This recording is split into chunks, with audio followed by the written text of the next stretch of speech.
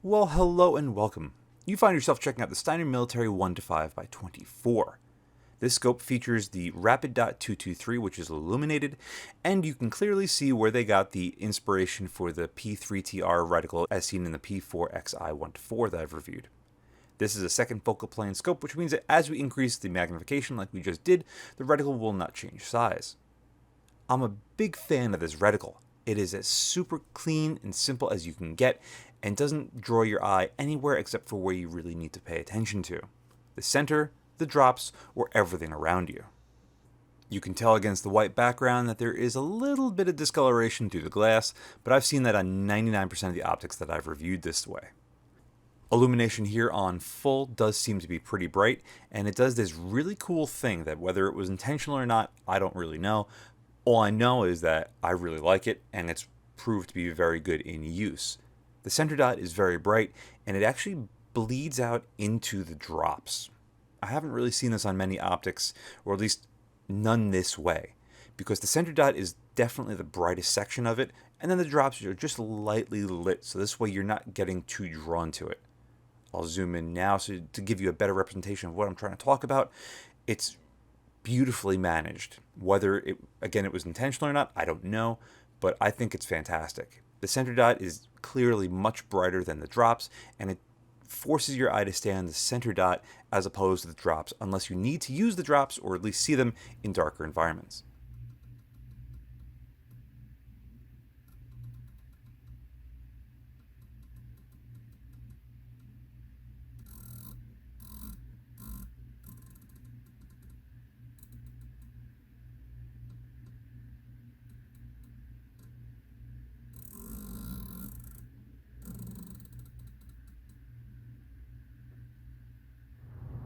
This thing looks really good here at 41 yards.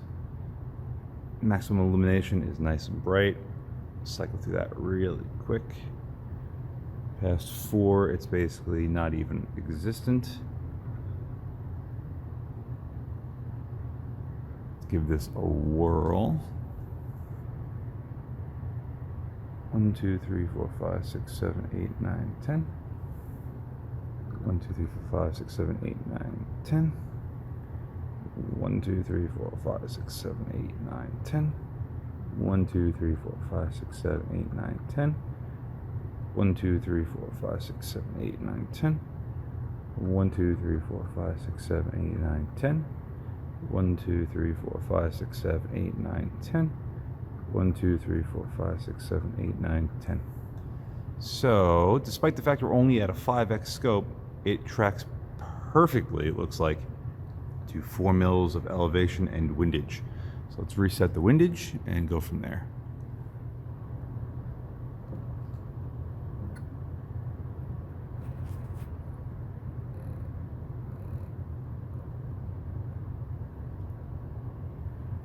Windage resets perfectly, and let's just continue up with the elevation. 1, 2, 3, 4, 5, and we are out of elevation gain. So we can only go up a total of 9 mils, which it looks like, at least from here, like we're really, really close to it. I'd say maybe we're about 1 click off, but honestly, for an LPVO 1-5 with quick adjust turrets, I'd say it's fine. So before we get too crazy into this review, I gotta say, I did a lot of this filming last year. It's been a long time coming. I've just been inundated with optics. It's a good problem to have, but it's still a problem. Here at 30 yards, barren, low light, not ideal conditions, everything looks pretty good here at 1x. There is a little bit of fisheyeing, however, which is probably the biggest detriment of this optic. Illumination here might not seem that bright, but it is daytime bright. However, I noticed throughout most of the filming in the beginning, the battery didn't last as long as it should have. And it's not a CR2032, it's a much larger battery. It's like a 2450 or something like that. Now keep in mind, this is a much older optic, so the battery requirements might have been higher to get the illumination to be as bright as it is, but battery life is questionable. And in fact, I did have a battery die on me, but it was the battery that came with the scope because I didn't have a new one because it wasn't a standard size battery. Anyway, 5x here at 30 yards, the center of the image looks absolutely fantastic. The outside edge does get a little soft, and that's going to be a recurring theme throughout this entire video. The 1x, in my opinion, is fantastic, with the exception of the fisheyeing, but it is something that you can work around. And once you get up to about 1.5x, the fisheyeing is all but gone. I would say the scope performs best at about 1.5 to about 4x.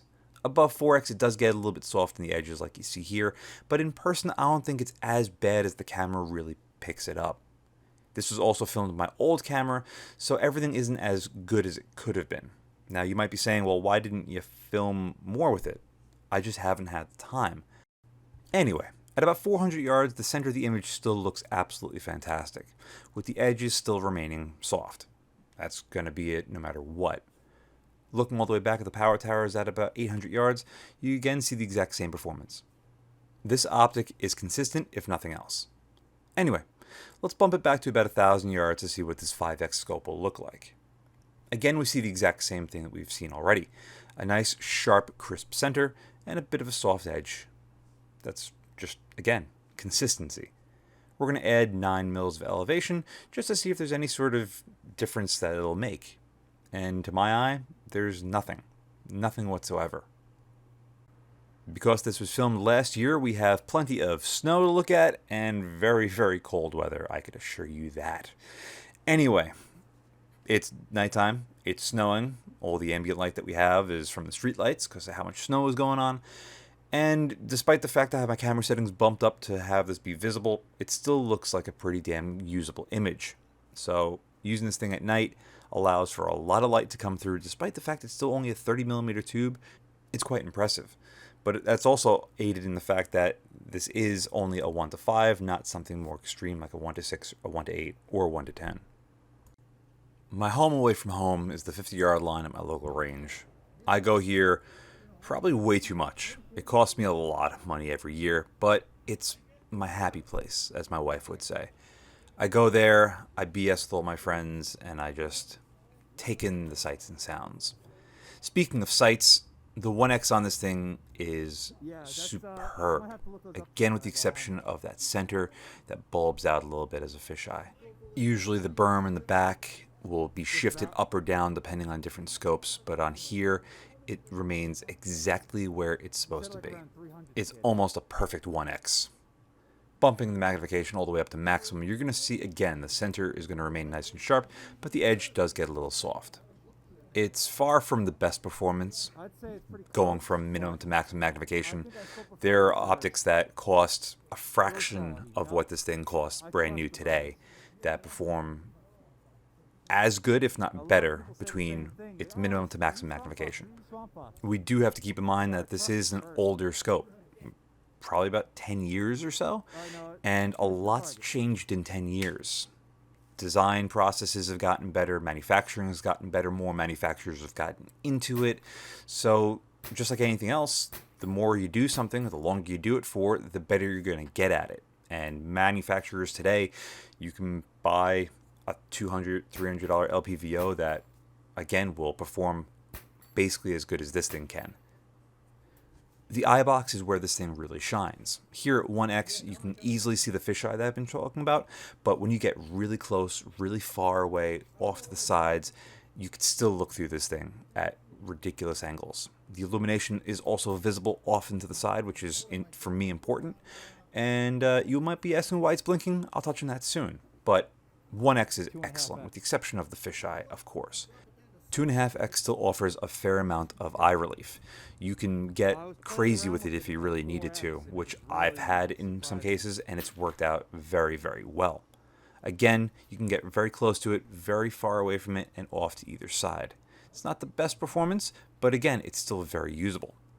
Now, once we get up to 5x, that's when things start to get a little tight, but as long as you're not looking for a perfect image through it, you can still play around with it a little bit. It's, again, not the best, but it's definitely not the worst by any means of the imagination.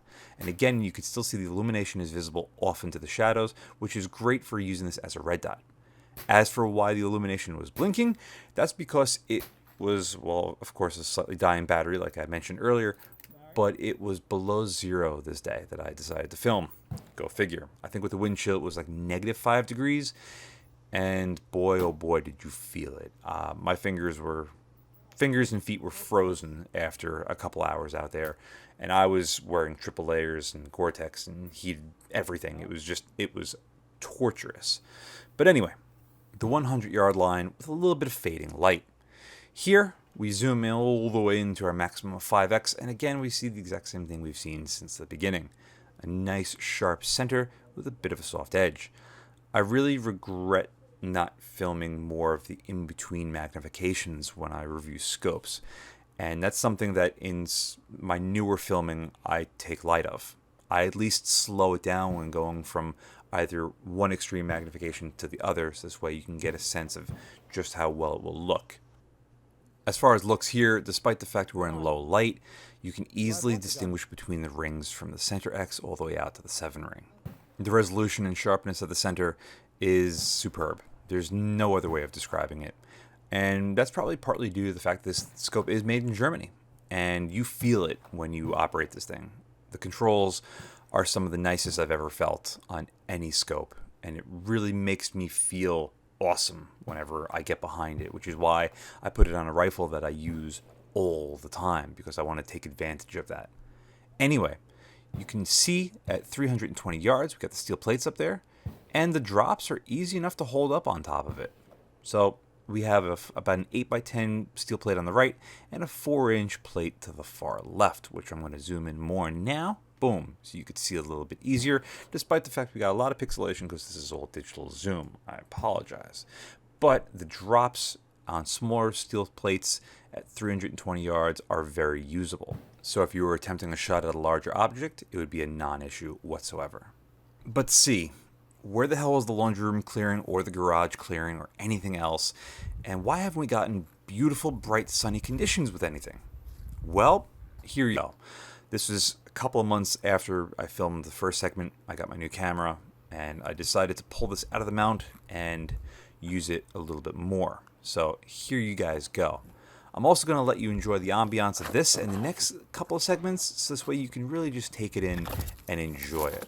So without further ado, enjoy the absolute beauty of this place.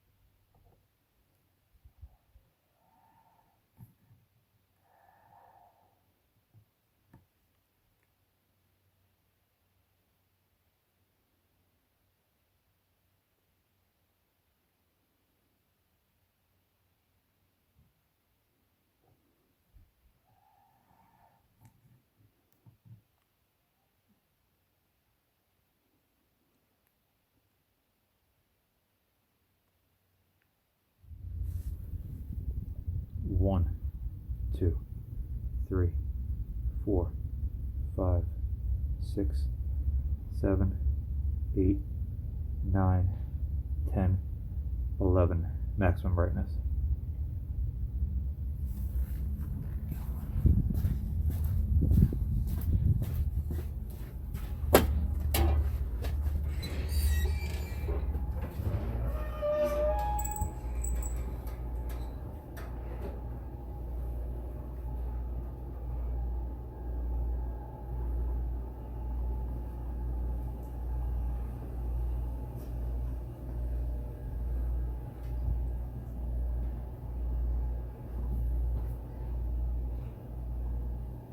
Pew pew pew pew.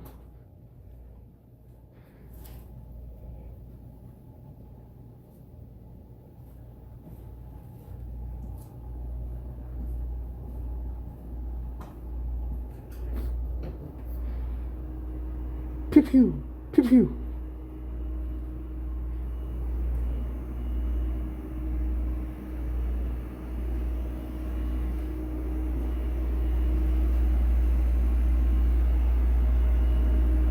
pew, pew, pew.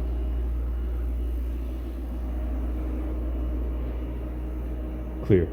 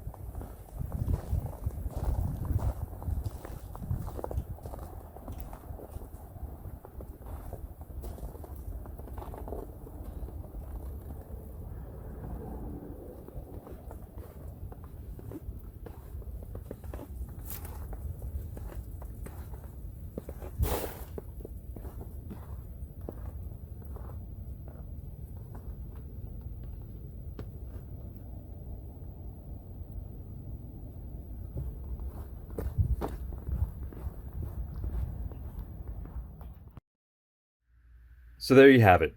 A scope that you probably can't even buy new anymore. But if you came across the used market for a fair price, now you have something to go against to see if it's worth it for you or not. For me, I paid, I can't remember, it was like 8 or 900, but it came with a bobber amount. And as you can see, this thing is like new condition. For me, it was worth it because I like Steiner, despite the fact their QC might not be the best nowadays, and dealing with them in warranty regard, they will get back to you, but they might not do everything in their power to make sure your product is 100% perfect, a la the T5 Xi 5-25 that I reviewed many, many months ago. To me, that scope was never right, and they said, no, everything's fine, not to worry. It isn't ideal. It's not loopholed, and it's not vortex by any means or stretch of the imagination. However, this is a fantastic scope, and when it was new, it was $3,000. Is it worth that?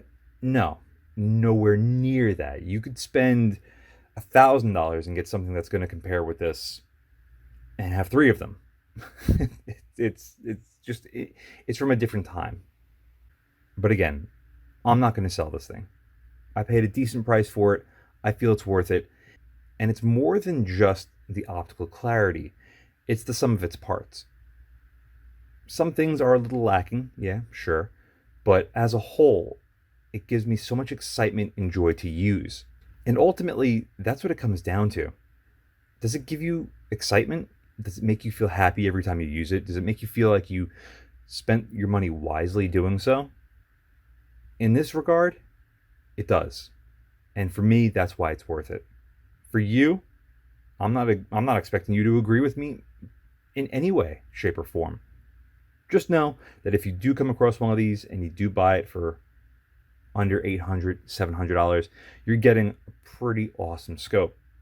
And as you've seen, it works pretty good. Again, are there better options? Yeah. Go with a Razor HD Gen 2 for $1,000. Used, new, whatever. Has a much better optic in basically every regard, with the exception of weight. This thing isn't that heavy. It's only about 18.5 ounces. I've already got this perfectly set up on my gun that I use it on. This is my CZ457 Royale, which if you want to see me using this thing in action, I have videos of me doing 22 shoots on my Patreon page, which are limited to just them. Thank you very much, Patreon viewers. And basically that's it. I'm going to leave it off at that. This is really cool. You can't buy it new, at least I don't think you can. And if you could, would you pay $2 to $3 grand for it? No, don't do that. Go spend your money elsewhere. But anyway, thank you very much for watching. See you again next time. And a very huge thank you to all of my Patreon providers. Without you, this wouldn't be possible. If you'd like to help support the channel but don't want to join my Patreon, I completely understand. But you can still help support by using my affiliate links in the description below. Thanks again for watching.